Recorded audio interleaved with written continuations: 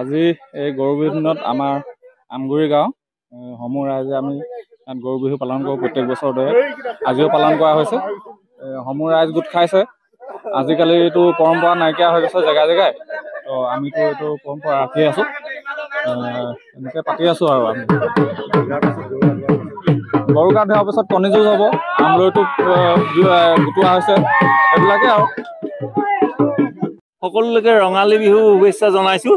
আৰু ৰঙালী বিহুৰ প্ৰথম দিনটোৱে আমি গৰু বিহু হিচাপে পালন কৰোঁ। আৰু এই গৰু বিশেষকৈ আমাৰ কৃষি প্ৰধান অসমীয়াই গৰুক পূজা কৰে, গৰুক এটা মান্য প্ৰদান কৰে।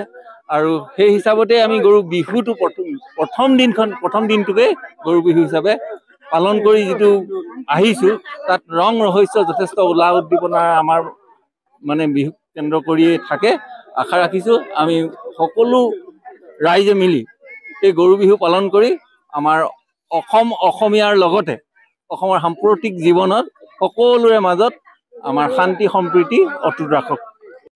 আজি গৰু বিহুৰ দিনা সকলোৱে আমি ইয়াত আহি উপস্থিত হৈছোঁ গৰু ধুৱাবলৈ, আৰু সকলো অসমবাসী ৰাইজলৈ ৰঙালী বিহু শুভেচ্ছা থাকিল। বিহু আয়োজন হ'ল, পিঠা পনা বনালোঁ, তাৰপিছত এতিয়া গৈ পিনি